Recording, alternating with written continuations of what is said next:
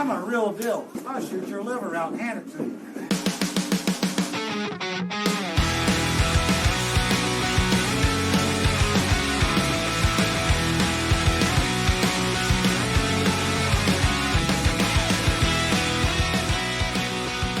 I am lucky enough to be joined with Pia Filler today. Pia, how's it going? Not too bad. Thanks for having me. And how are you? I'm doing well. And I can see in the background, I see some matchroom signs. I see a bunch of, I guess, tables and chairs. Where are you at right now? Right. I am currently at the practice room here in Milton Keynes because due to travel restrictions, we couldn't go back home to Germany in between tournaments. So Matchroom made it possible for us to stay here in the hotel, still having to practice tables. And yeah, that's where I am. So you've been living on the road. What would have happened if you'd went back to Germany? You'd had to quarantine, I'm assuming? Yes, 14 days. Ooh. Yeah, it's terrible. So yeah, we just decided to stay here. It's not too bad though. There must be a McDonald's close by. Yeah, we actually have a room, which when we look out the window, it's McDonald's right there. So it's probably Joshua's dream room. Yeah, I was gonna say, did you pay extra for that? No, they probably knew that Joshua loved it. I don't know. They just knew, right? Yeah. Right. Well, we're here to talk about you today. We're not here to talk about that Jasui. What was his name? Juasua? I don't know. I forgot. I don't know.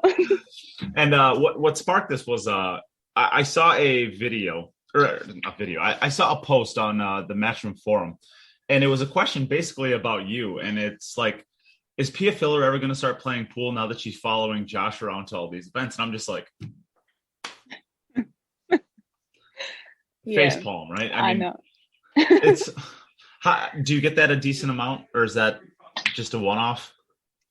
Well, I think that most people just know me as Joshua's wife because I haven't won big tournaments yet. So that's all right. And if people think so, it's okay. So I've read that post too. I think I commented on there too, and I saw you did.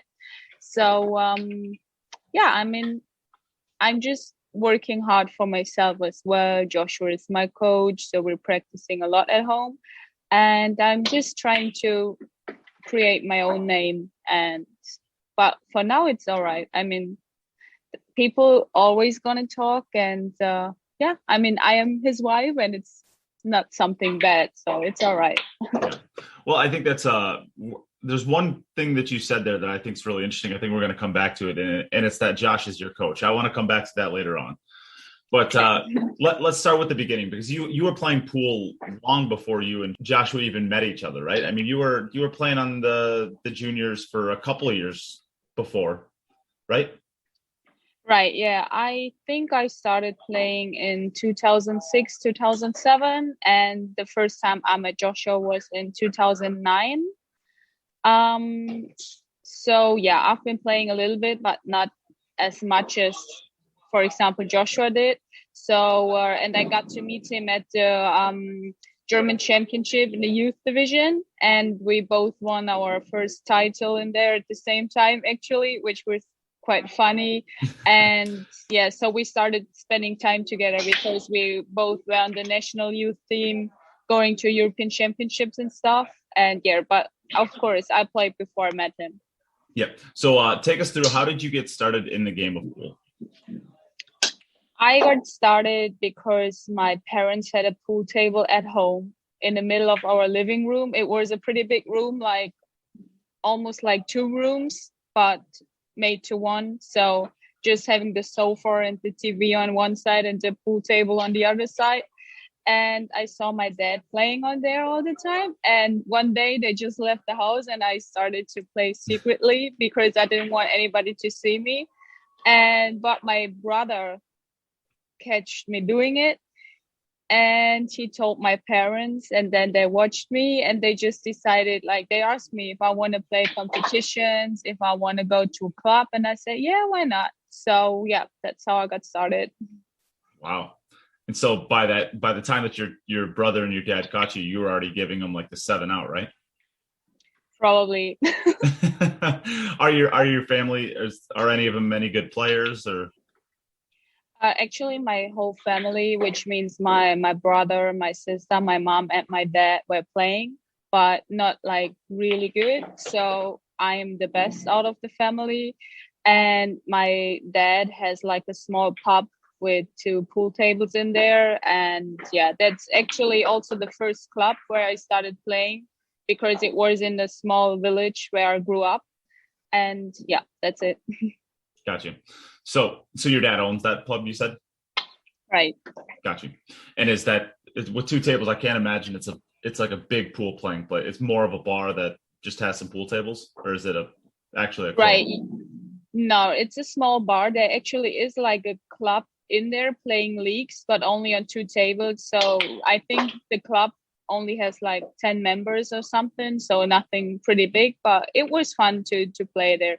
And for me, of course, when I was a kid, like having 2 pool tables in there was always like pretty big. So yeah. And what age do you think you were roughly when you picked up the cue for the first time? What does it mean? How old were you? Oh, so 2006, now it's 2021, it's 15 years now. Yeah, like when I was 7, 8. And were you hooked immediately, or did you just think, this is kind of fun, let's try this for a little while?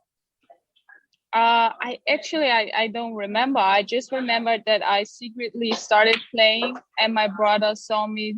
He reported to my parents, and then I just got in the club and I started playing youth competitions, and I really liked it because even on German Championship or European Championship, there are so many young people. We had a lot of fun, like traveling around Europe and stuff and just playing all day long. Then when the day's finished, we ordered pizza or something. I don't know. I just thought it was pretty cool. And I don't know if it was love, like when I first hit the ball, but I don't know. I'm still with it. So I think it kind of was. Yeah. So take us through, you're 7, 8 years old. Take us through when you first started actually competing in tournaments, and when do you remember your first ever win? Well, it's actually kind of funny story. When I played my first youth tournament, it was in 2006 or 7. I'm not exactly sure. And it was my first ever tournament, and I finished 3rd place. And they told me that they're going to play the finals. It was on a Saturday, and they told me they're going to play the finals on a Sunday. And I was there with my mom, and they said I have to come back on the Sunday to get my trophy. And I was like, no, I don't want to come back tomorrow. I want my trophy now. and they were like, no, Pia, it's not possible. And I was like, I want my trophy now because I was I was just crazy about getting my first cup, right? So I ended up crying, and they gave me the trophy, and I took it home, and I was so proud, and my mom was so proud, and yeah, it was funny. So and all the people there were like, I hate her, never let her back. Yeah, I don't know what they thought about me, really. I never really cared because I was this kind of kid. When I wanted something, I couldn't stop until I get it.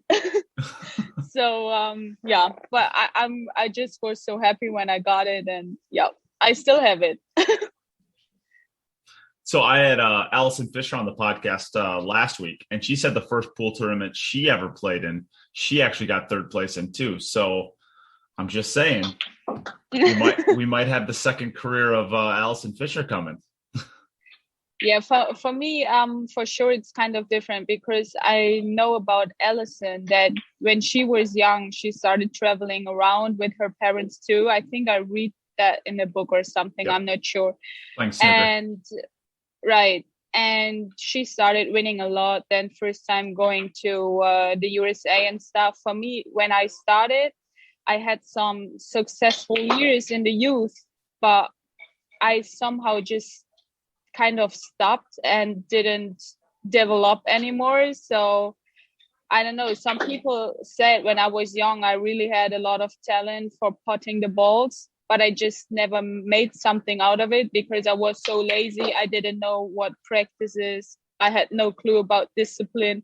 And of course, my parents were not like trying to really get me there because I went to school and they just told me, enjoy your life, do whatever you want. So I'm pretty sure I lost a few years, which where I could have like improved a lot more in previous years. And somehow it came with so when I met Joshua, right, when our relationship started, for him it was clear for him that when he first picked up the cue that he wanted to be a professional. So I just finished school like in 2016, and Joshua and me started a relationship, and then he finished school 1 year later, and I was like, what you want to do after school now? And he was like, I don't know what you want to do. And I was like, I don't know either. And he said, I actually want to be a professional, but I don't want to be on the road all the time alone without my girlfriend, without family. So he just asked me like if he do it, if I do it too. So if I will come with him, support him, whatever. And of course I said yes, because if I would have said no, he would probably never get professional because he didn't want to do it alone. So, and I knew because a couple of years ago, everybody like knew that he's one of the greatest talents, that he's gonna be really, really good. And I didn't want to be the bad person saying no and like him having not this career he got right now. So so I've been traveling with him to all the tournaments, and of course that means for me that I don't have a lot of time to practice, but I got to watch him a lot and support him. So it's kind of my job. I took over like all the managing stuff for him. And then when the pandemic hit it last year, we were at Roy's basement, and even me, I started to play a lot of money games, and I started to practicing with Joshua in the evenings. And then we came back home, and I was like, because I felt like I won a lot of matches in the USA. So I felt like, all right, I know that I can be better than I am right now. So I don't know, I just wanted it. And then I told him and I asked him, please be my coach, make me better, because he actually knows everything what it takes to be one of the greatest. And then he said, all right, we can do that. But he told me from the beginning that it's gonna be very, very hard. And he's a very, very strict teacher and very straight. So he's not like, when I'm doing bad stuff, he's not like telling me I'm still doing good because I'm his wife. He's very strict and straight. And it doesn't matter if there's a tear in my eye or not. He's gonna tell me right away what to do, which way to do. And I honestly love it, because for me it's the only way to really understand here what it takes and what I have to do. Mm-hmm. So yeah, since 1 year I'm practicing really, really hard. And no, of course, now I got different goals because he sees me getting better. I see it and feel it myself. So I don't know where it's going to take me, but I won't stop. I will never give up, and I try my best to get to the top, of course. Mm-hmm. So you had discussed in there the pandemic and Roy's basement, and I think that's a good place to go to next, because I think that was a lot of at least the US's introduction to you. Like you said, everybody kind of knew you as Joshua's wife, and they didn't really realize maybe that you played pool.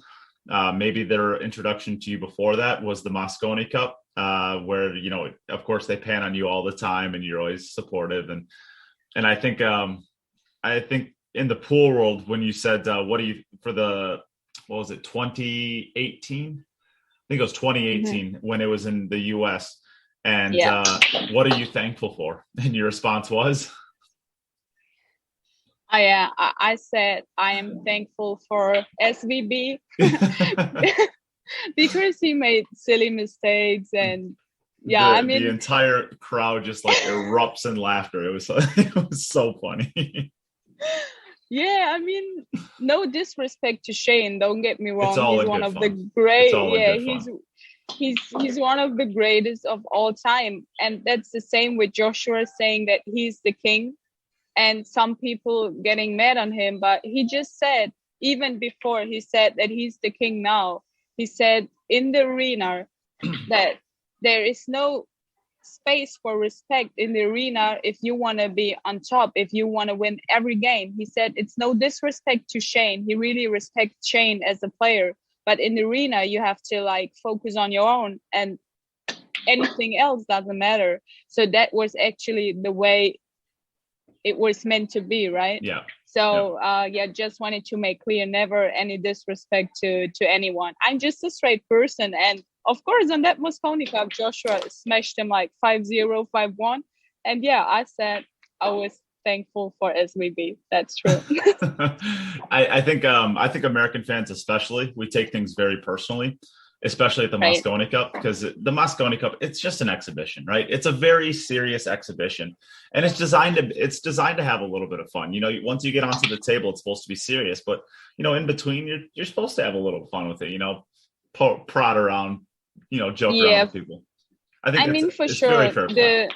the Mosconi Cup is something special, and I really love to see that American fans are rooting for their own countrymen so hard, because we made kind of different experience with it sometimes. So I think it's really something good. And of course, it's like a fight between USA and Europe, and I think it's supposed to be some smash talk and everybody's Absolutely. like buzzing and pumped up. So I don't see it in a bad way. We're just having fun. That's it. No, I think what you said was hilarious. I mean, as an American, I thought it was hilarious. I mean, what can you say? I mean, 10-1 at that time and 2 points. I mean, that's what can you say? All right. But so I think that was a lot of people's introduction to you. And of course, that's not you hitting balls. So I think Roy's basement was really, and I think really you versus April Larson was like the first time that everyone's like, holy crap, she can really play. So what was it like playing against April? And then this follow-up question would be, do you agree that was kind of everybody's introduction to you, and how did you receive that? Well, when we set up the match with April, I noticed like on Facebook that they made Everybody liked her. they made April the heavy favorite. And but I knew what I am capable of, and I knew how April is playing because I obviously watched matches of her playing in the Atlantic Challenge Cup. So I knew that I can beat her, but probably no American knew, because they never see me play. They most likely see me supporting Joshua in tournaments. So it ended up like a really, really great match. I think we both played really good. I missed to beat the Ghost in a race. I was going to say by one game, right? Yeah, by one game. Yeah. 50 to 51. Right. Yeah, it was crazy. For me, it was really, really good because I haven't played the Ghost before at home. Like I never really did it. So that's where Joshua started to teaching me, and playing the Ghost is a pretty good practice game, right? So I took it really serious because I love to compete, and I started feeling the pressure, and it definitely was pressure against her because of course I wanted to show like I'm not just Joshua's wife, I can shoot and I know what I'm talking about. So it was just a really, really good match. And after the match, we even had April and me had an interview with you too, right? So I mean, I respect her game, and I got a lot of respect from the people in the US after that. So but for me, I just try to not focus on what people think about me or what they judge me, or because I mean, I'm just working for myself and I need to be happy, so it never matters really what outside people think, as long as it is not Joshua. Of course that matters to me. Of course. Yeah. So take us through while you were at Roy's basement, and did you think it was a good experience, a bad experience? Are you glad it's over? Do you wish it could happen again? What did you think of that entire, I guess you were there for nearly 6 weeks about? Does that sound right? Yeah, I think we were there for like 6-7 weeks, and it was some of the best time in our pool lives. We had so much fun. So first of all, I really would like to thank Roy and his whole family. Roy is such a good dude. Yeah, I mean, him and Grace and Coach Alex, they're amazing. Just we felt like being home. We came there, they didn't even knew us, and I don't know, there was never a moment when we really was like, oh my God, we're feeling so uncomfortable being here, we want to go home or something. They really felt like family. They treated us so nice. They gave a whole room to us for staying there, enjoying life, playing pool. It was really, I never met so nice people as they are. And being there, Roy made a lot of matchups for us every day. I remember I've been laying in the bed 9 a.m. in the morning, and he called me and said, Pia, get up. You're going to play the guy who is like fixing my garden outside. You're going to play nine ball. Like, yeah. And I was like, oh my God, what's going on? So just everybody was playing there. And I had small matches like every day. And that's actually when I felt like, all right, I want to get better, because I've been winning matches. And then I felt like, okay, I want to improve. So, yeah, we've been playing day and night. It was such a good experience and really some of the best time of our lives. Yep. And I heard this, I want to say it was on like a Matchroom interview, or somebody was saying it somewhere, and it didn't sound right to me. But they said that you had played so much pool that you had realized that you weren't going to be able to get any better by just gambling. And so you wanted to go home and have proper practice. Is that true? What do you mean? I don't really get the question. So when you were at Roy's basement, and you were doing the gambling, you decided that wasn't gonna be how you got better. You needed to practice more European style, where you do drills, you kind of just practice and put the hours in. Oh no, that's definitely not right, because it didn't sound right to me. No, playing money games, you have a lot of pressure because you never want to lose your money, right? Mm-hmm. So it just taught me how to compete under pressure, finding a way how to handle pressure, because I honestly were never really good in it before. So at the beginning in the basement, I didn't like feeling the pressure, because I started missing easy balls, because my brain just wasn't right, I think we all know it. And after a couple of weeks, it started feeling so normal, because I did it every day, and I just got used to it. And now I'm kind of sad if I don't feel the pressure. Now I want the pressure. So no, it was great practice, and it was the beginning of like getting me to another level. Mm-hmm. So it definitely helped. Of course, when we came home, we did totally different kind of practice, but it's like a mixture from both of it, and both is pretty good. Yep, you got to get a little of each. So right. You kind of got the taste for it, like you said, you wanted the pressure put on, but then it's COVID 2021, and there's really nothing going on anywhere. You played in some virtual events, including mine, and you were a playoff, you were a quarter finalist. What did you think about as a totality, I should say? What did you think about the virtual events, and do you think that they belong in the game going forward, or do you think they're just kind of COVID? It's better than nothing. What do you think about the virtual events? Honestly, I played it because I wanted to feel pressure again, and I wanted to compete again to see where I am right now after doing all the practice the last year. So even Joshua told me that I should participate because it's good practice for me and I can really learn from it. So I think it's quite good events. I really like it. And for me, it makes a lot of sense to play in there, because your goal is to like always run out perfectly, being perfect in position. So to me, that's something, because I'm not on the level where I'm always in perfect position. So I still have to practice it. And that's really good for me to do so. Of course, for some other pros, for example, for Joshua, it's maybe kind of being a boring system, because he knows how to run out perfectly every rack. But I just didn't. So for me, it's great practice. And I really love your events. So it was so much fun. I did really good in the last one. I was happy. Of course, I was so disappointed losing Hill to Tyler. but it was my own mistake. I really made two so stupid mistakes, which shouldn't be, but I learned a lot from it. Yep. I will tell you this, and don't tell anybody I said this because nobody's going to listen to this except for you and me. Tyler was expecting to lose that match. He told I hope so. He told me that going into it. He's like, with the way that she breaks 9-ball, I don't know if I can beat her. He expected to lose that almost.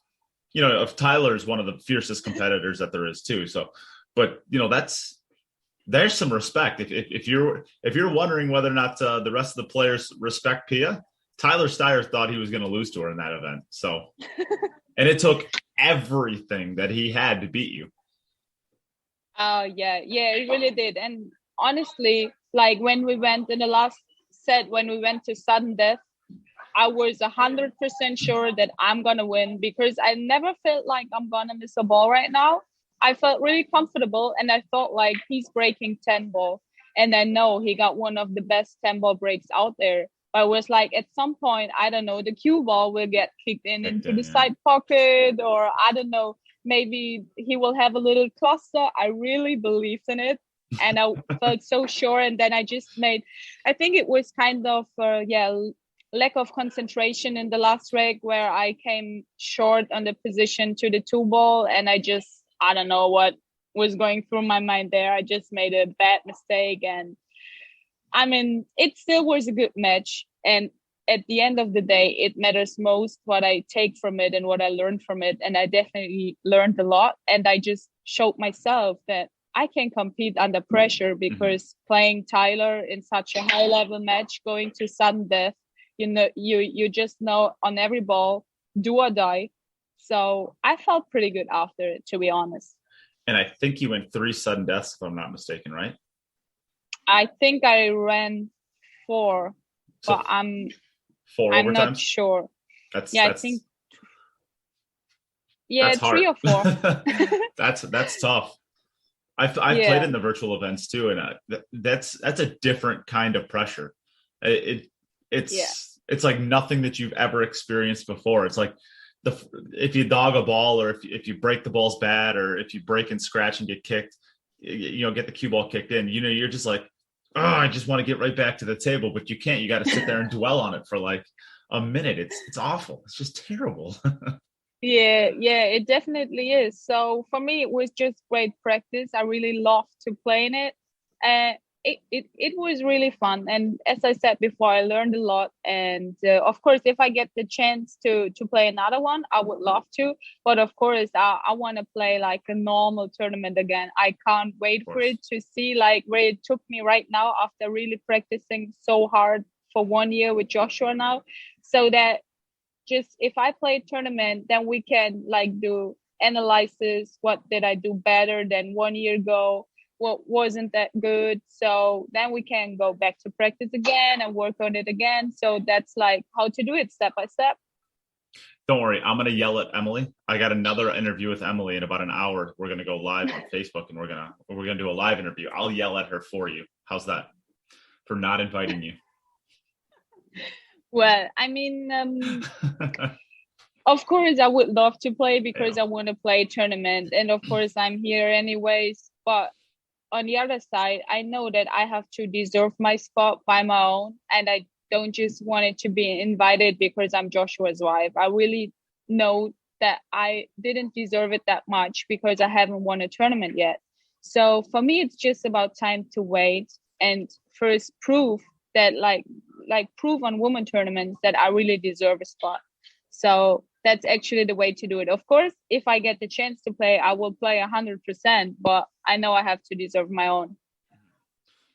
So let's move on. Of course, you're in Milton Keynes, you said right now. You are there for the World 9-Ball Championships. But what is on the radar for you in the coming? Do you have anything that you're looking forward to? I'm sure you're looking forward to the Euro Tour that's coming up at is June, right? End of June? Or is it end of July? Right.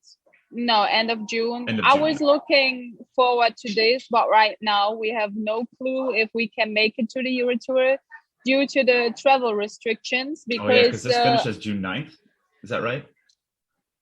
11th. The 11th. So no, it finishes on the 10th, and we are supposed to go home on the 11th, and then traveling to Austria on the 16th.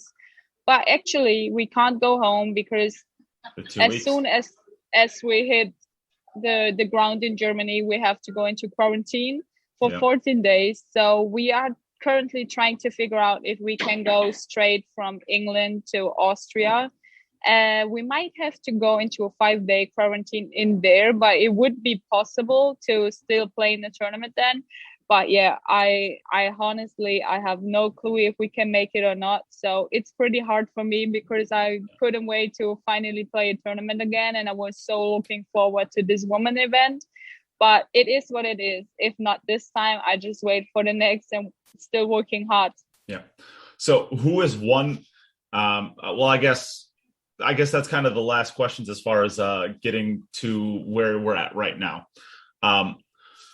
Looking out across the woman field of pool, who is one woman that you look up to more than anybody else, you think?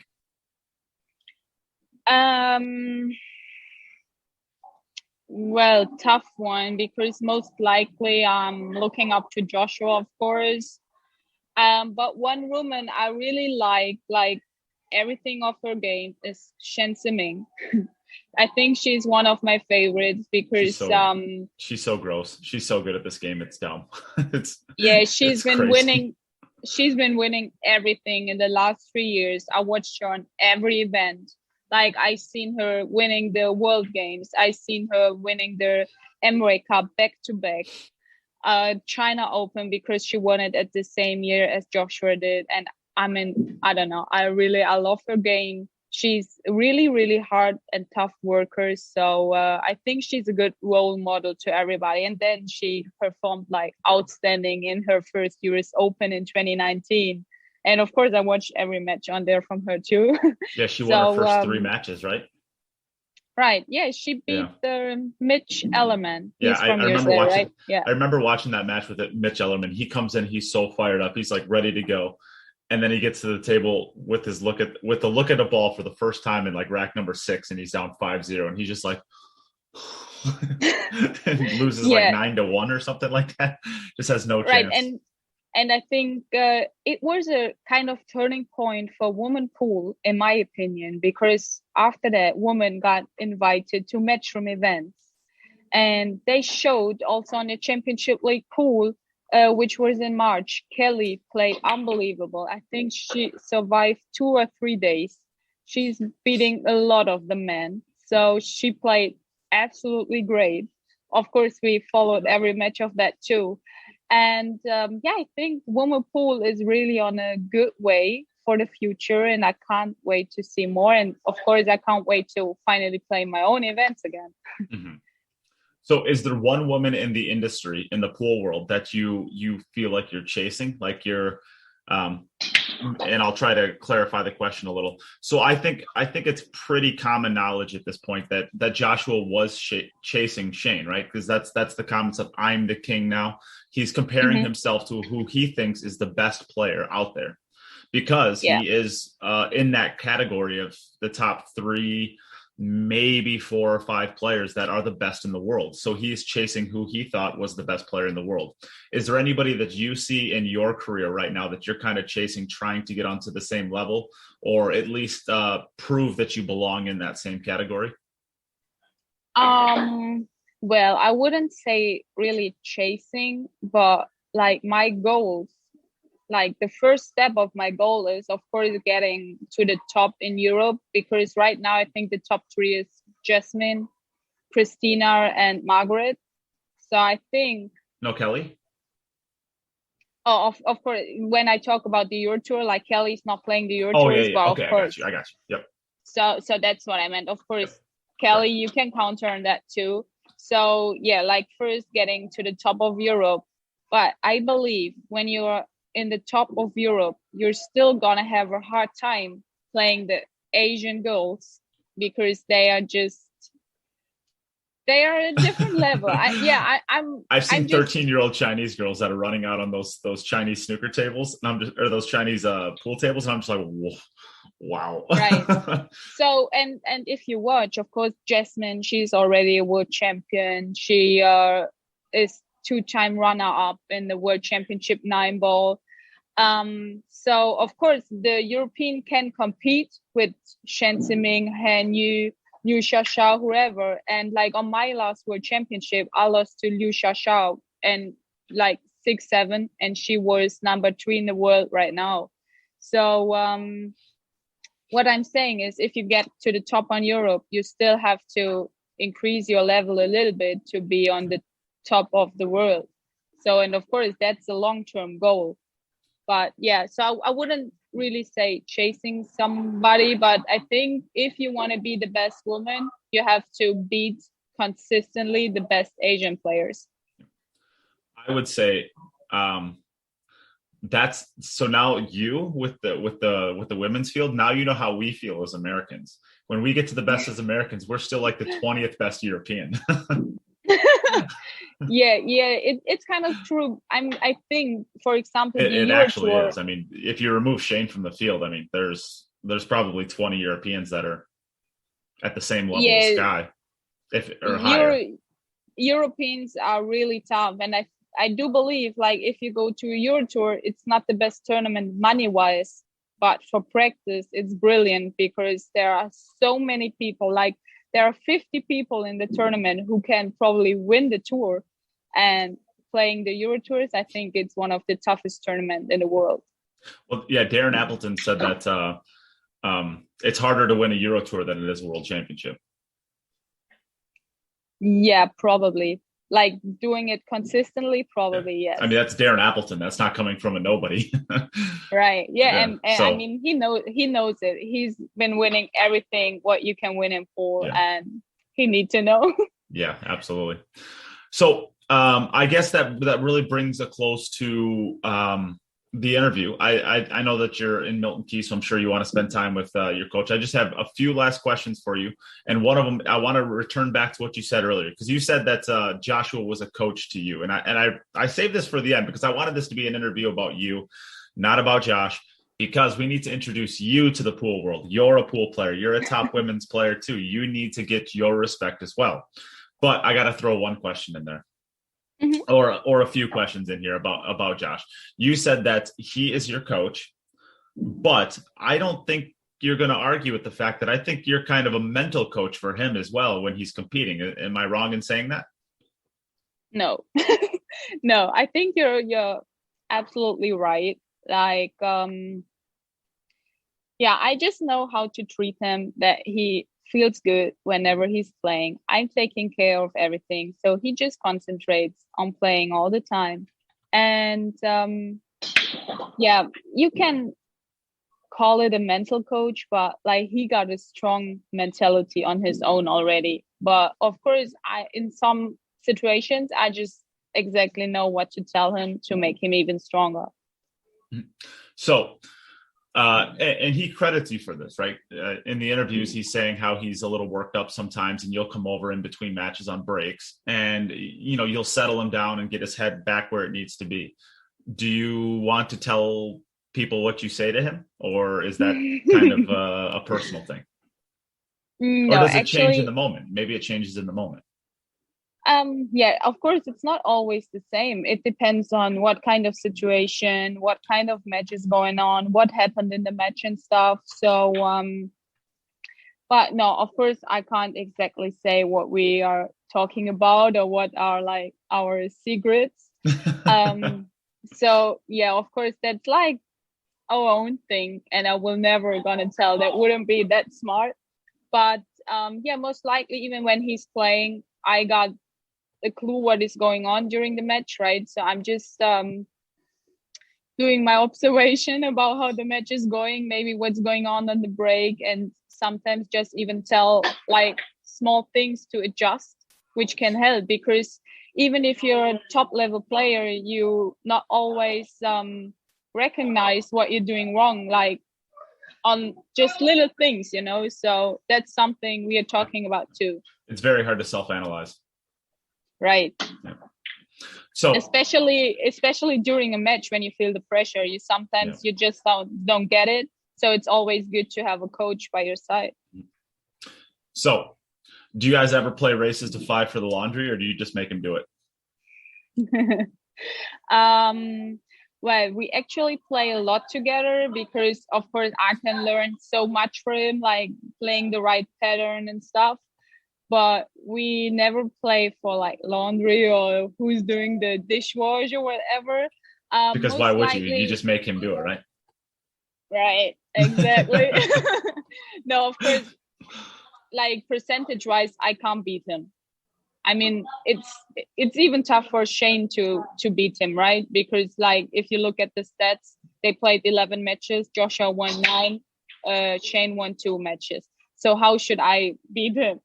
But when we play, it's not about win or lose. It's more about getting better and learn from it. So even if we play each other, what we do a lot, I get like a small handicap, for example, on the break, because his is obviously more stronger than mine. And that's, of course, something we work on too. But just to make it more competitive, he's giving me small handicaps. And we just play. And if I have a question, whatever, I don't know about tactical or what is the right shot to play here, I just ask him. It's not about win or lose. It's more about learn and improve. Yeah. All right. So then the last question I'll have for you is more of a statement, I guess, but you can't do it on your own, right? You and Josh both have a lot of great sponsors behind you, helping you to be able to do all of this stuff. Why don't you take a couple seconds to talk about your sponsors and give them some shine for helping you guys out in your career? Yeah, definitely. Thanks for the opportunity. Of course, we have Predator Qs. We are with Predator Qs since our start of professional careers. So actually, I think since the end of 2016. And for us, it's just the best Qs in the business. It's the best company for that. So we are really, really happy with our Predator equipment, and they're always helping us out. So we really love Predator. Thanks for always being with us. Then we have Gabriel's tables. So they really make such great tables. They're going to have a new one coming out soon. So I'll keep everybody updated about that on our Killer Fillers pages.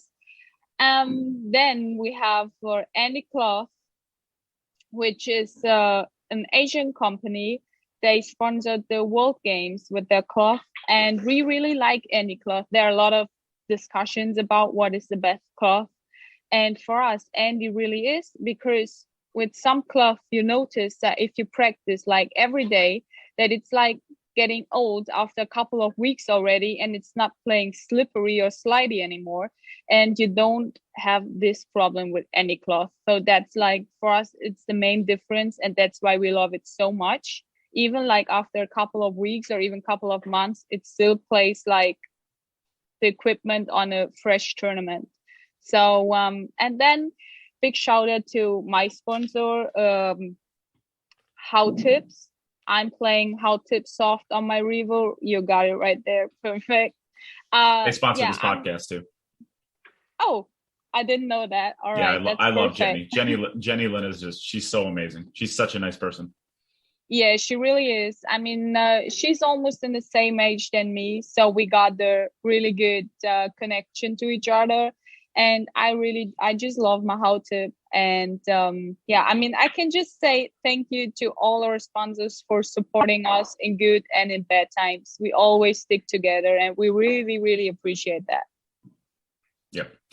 And I guess with that, we can bring this interview to a close. I really appreciate you joining me today. And hopefully the next time we have an interview, it will be because I was correct in predicting that you are going to be a world champion in the next 3 years. And I get exclusive rights to the first interview. How's that? Okay, you definitely get that. And I wanted to say, boom. We're back. All right. So what I wanted to say is that thank you to you for inviting me, for having this. And you will get the exclusive right to having the first interview with me if I win, for sure. I just wanted to say that I really appreciate what you do, especially for women's sport, because you're putting up women tournaments, trying to include the woman with the men, like in your last events, which I played myself, and I really enjoyed it. It was so much fun. And yeah, I just really appreciate what you do for the sports, because I think it's great, and together we can grow it a lot. So it was fun for me to be here with you today. Oh, thank you so much. I am just You're welcome. I'm trying to ride this wave.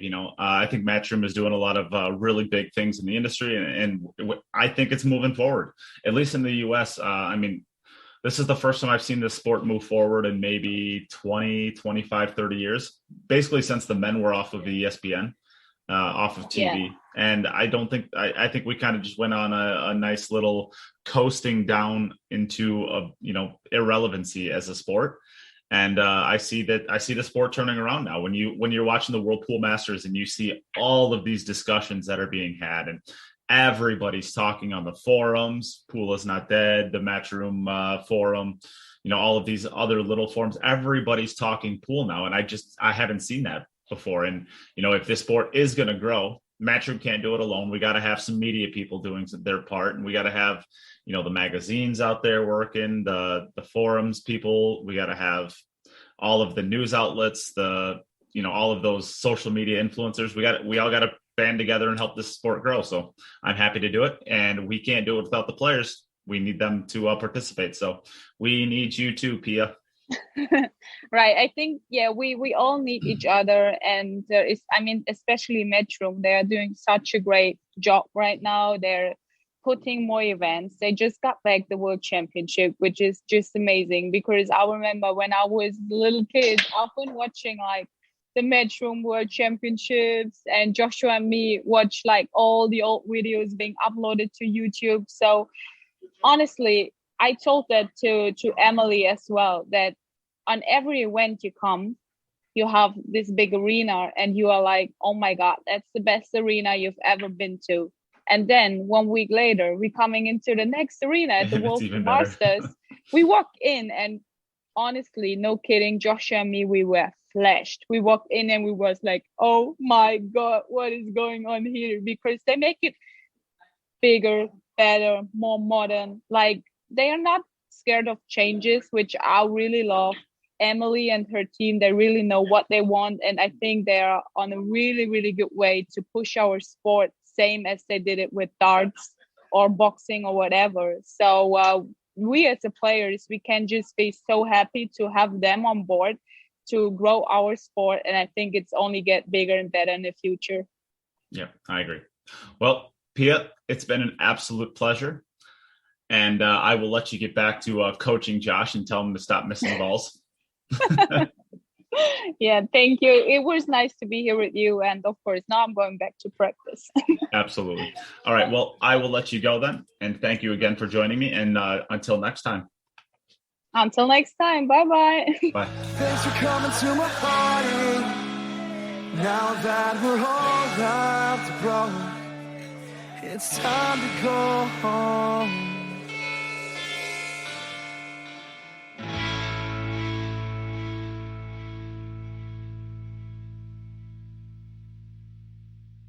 Hey everyone, thanks again for listening. If you've liked what you've heard and you want to contribute to the future content that will be made, consider joining the podcast's Patreon at www.patreon.com/QItUp. Becoming a Patreon of the podcast will help to create all of the future content that the podcast will have. Special shout out to Dave Peters, Aaron Taylor, Pete Silsby, Morgan Lupton, Ben Young, Robert Miller, Andy Morse, and Bill Pelham for your generous contributions to the podcast's Patreon. If you ever need any more information on what the Patreon system is, or how you can contribute outside of the Patreon, please reach out to the podcast or Neight himself. If you would like to contribute to the podcast for free, consider sharing any podcasts or the podcast page on Facebook itself. Also, leaving a review and a rating if you listen through iTunes. It helps others find the podcast. Thank you for listening, and we'll be back soon with another episode of the Q It Up podcast.